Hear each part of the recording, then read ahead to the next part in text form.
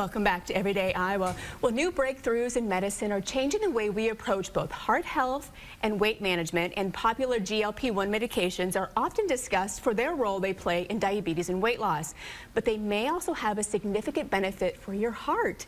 In today's Heart to Heart, we're joined by Dr. Susan Schima, cardiologist at Mercy Plumb Center in Cedar Rapids, to discuss GLP-1 medications from a heart perspective. Welcome. Thanks for having me. So this is interesting because I know the GLP-1 it has been used, for weight loss, first diabetes and then weight loss. But now it's being used and studied more for heart health. Yes. Can you tell us how they work and kind of like what they're, Yeah. So this class of medicines, basically the way they work is they increase the availability of a naturally occurring hormone in the body called GLP-1. And GLP-1 is secreted from the brain, the gut, the pancreas, and what it does is it increases insulin production, which decreases your blood sugar. It slows gastric emptying, which makes people feel fuller for longer. And then its effects on the brain is it decreases what we call food noise, or kind of inappropriate hunger cues. Just like the eating when you're bored kind of thing? Yes. Yeah, it can help with that. Okay, because I do. I think that's one thing a lot of people do. Yes. I'm not really hungry, I'm bored. Right. I just really need sugar and you don't really need sugar. Right. Okay. You're not alone. So what's their impact on heart health? Because I know we hear them a lot about the weight loss and diabetes, but heart health now. Yeah, so as you know, these medications were initially created for people with diabetes, but all diabetic medications are extensively studied in patients with cardiovascular disease because there's such crossover between those two conditions. So what they found is that there's significant decrease in the incidence of heart attack, stroke, heart failure, basically major adverse cardiac events in patients that take these medications. Okay. So they're really impactful for just kind of overall, I feel like, overall health, but for the most part, in overall health. Is that fair to say? Or yeah, that's fair to say. Okay. That's fair to say. All right. Yeah. I think a lot of people, too, if they're concerned, or they want to go on the medication, they don't know how to approach their doctor about it because they assume, if I needed it, my doctor would tell me that I needed this. Yeah. How do you talk to your doctor about this? Yeah, well, first, make an appointment and just remember that your doctor is looking out for your best interest, and you should not be afraid to advocate for yourself. It's your health, and if you have a question that comes up, you should feel comfortable with your doctor.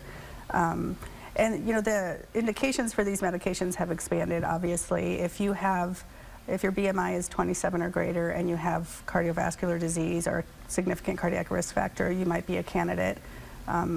If your BMI is greater than 30 without cardiovascular disease, you might be a candidate. Okay. And they're still going by BMI, because I know some of that has kind of changed over some of the BMI standards, but that's still the BMI standards, that's a whole other discussion. Yeah, I know, right? Yeah, don't bring that in. Right.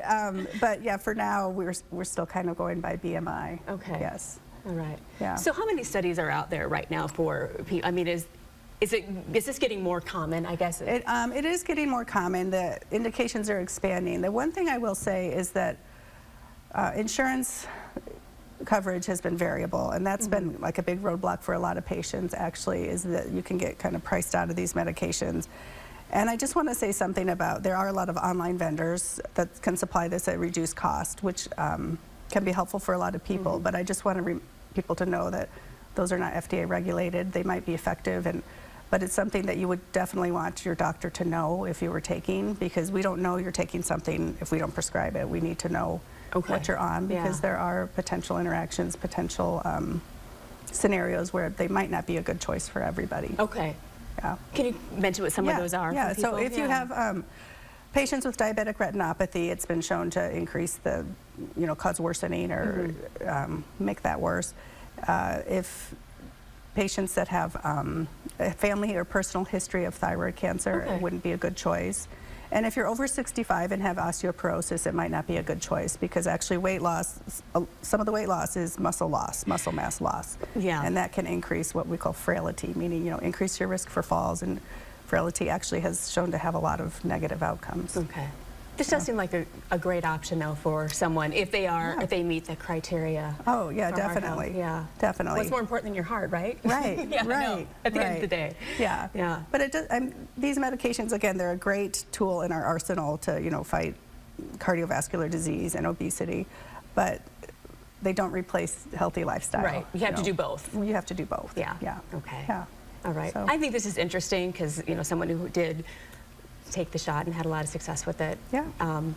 And my blood pressure was a little higher than it should have been, and now it's in the Yeah. normal range. So Yeah, they've been shown to decrease blood pressure, Yeah. decrease cholesterol, and probably that's an effective weight loss. And that's, you know, this goes to show that being overweight is not healthy, and Right. these medications can Yeah. really help with that. Okay. Thank you so much You're for welcome. doing our heart to heart with us. I appreciate it. This You're is great welcome. information, and I hope if people have questions that they do reach out to their doctor and Yes, ask. absolutely.